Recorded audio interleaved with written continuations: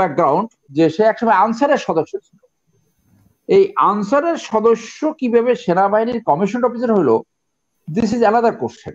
এদের ছবি থাকে আপনার বোর্ডে, বিভিন্ন বোর্ডে। এই ছবিগুলো পরে বের হলো, সব ওই ক্যান্টিন ম্যানেজার রয়ের কাছে পাঠাই দেয়। তো ওখান থেকে কিছু লোককে সিলেক্ট করে। তো আমাদের ধারণা এখন যে ওরে কিন্তু ওই সময় টার্গেট করেছে, যে এই লোক ওই যে আনসারের সদস্য থেকে আসছে, তারপরে এই একে হায়ার করা সম্ভব, ওই ক্যারেক্টার অ্যাসেস করে দেখছে যে একে ম্যানিপুলেট করা সম্ভব। এই রয়ের বুদ্ধিতে Aziz was successful to get away, মানে তার শাস্তি এড়িয়ে, অ্যামিউনিশন হারাবার শাস্তি এড়িয়ে সে কিন্তু সার্ভাইভ করতে পারছে।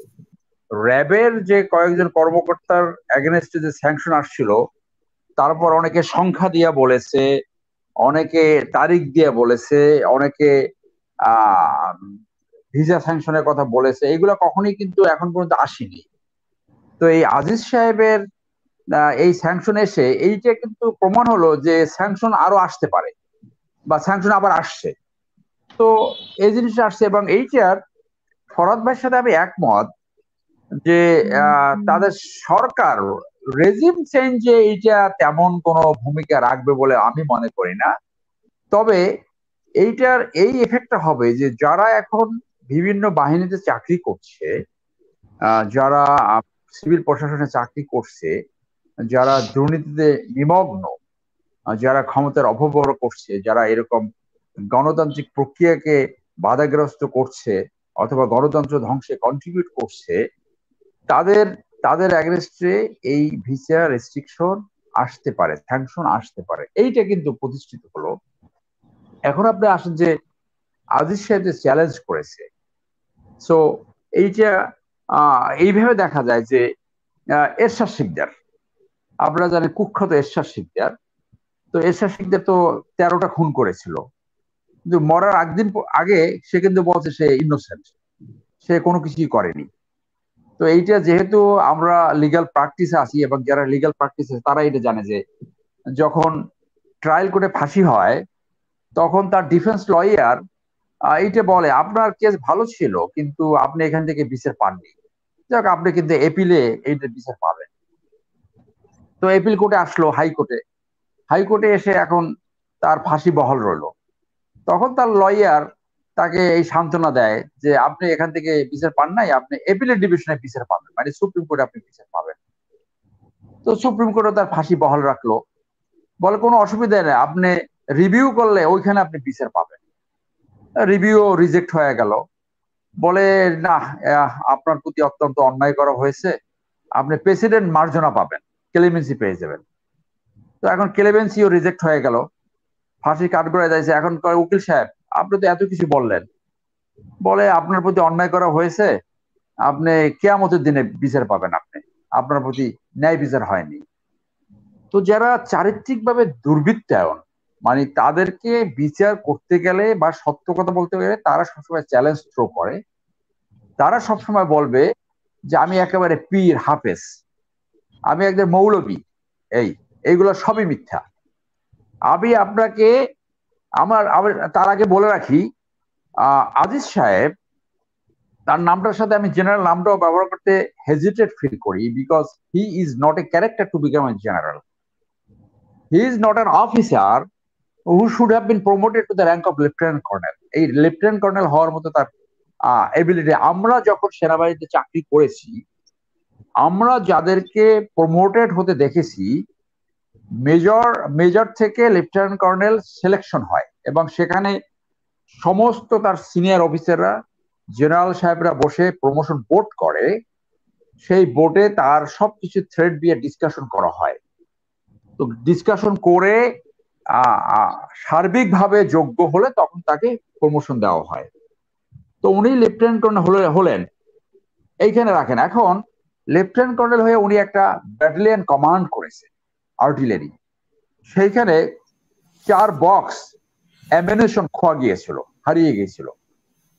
সাধারণত এই 4 বক্সে একটা বক্সে 1100 অ্যামিউনিশন থাকে, তো 4-11 4400 অ্যামিউনিশন হারিয়ে গেছে, খুঁজে পাচ্ছে না কোত্থেকে। কোত থেকে কোত কোত আর্মি শব্দ, এটা হলো অস্ত্রাগার, মানে অ্যামিনেশন যেখানে রাখে সেখান থেকে হারাই গেল। এখন সেইটা অনেকে বলছে যে এইটা যে তার সন্ত্রাসী ভাই তাদের কাছে এইটা সে দিয়েছিল, তো ওখান থেকে উনি বেঁচে গেছে।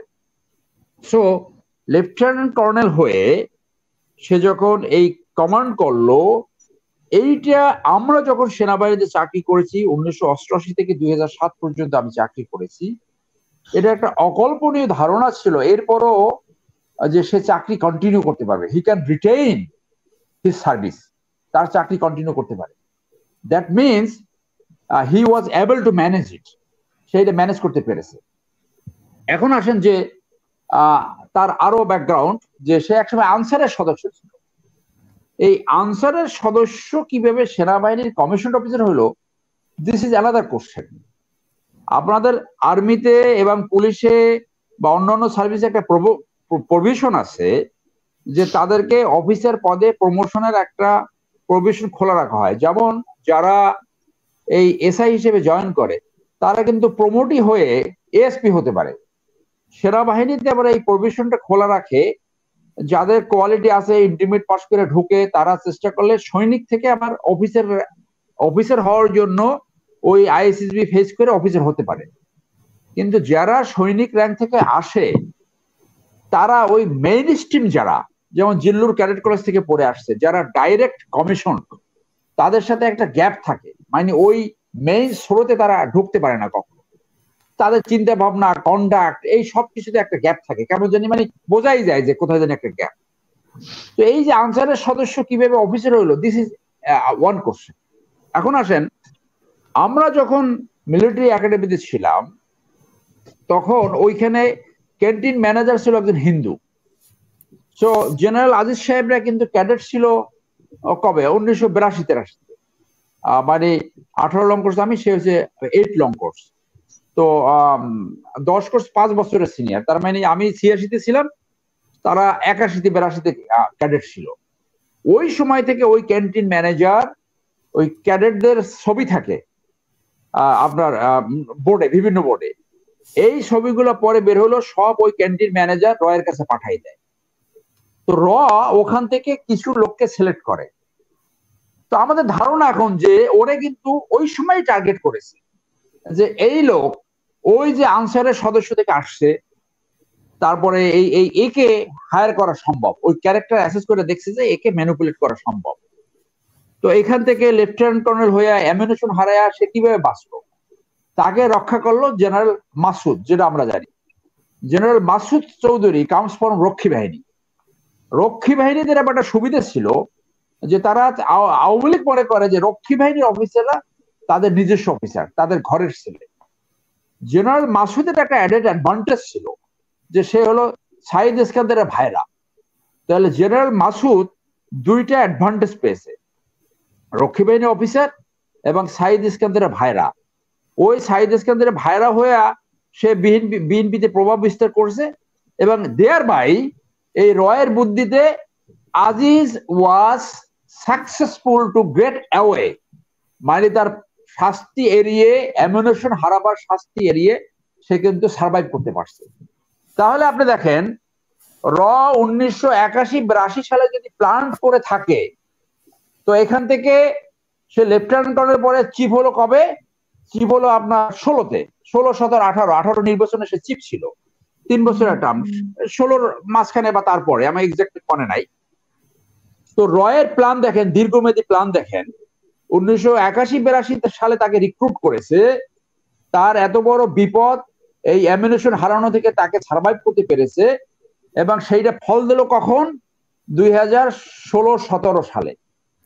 এবং সে চিফ হয়ে করছে, এই যে সে চ্যালেঞ্জ করলো দুর্নীতির। আমি আপনাকে বলি, এই কথা যদি উনি শুনে থাকে, আমি আপনার এই প্রোগ্রামের মাধ্যমে আই এম সরি যে ওনার সাথে আমার ব্যক্তিগত কোনো বিদ্বেষ নাই।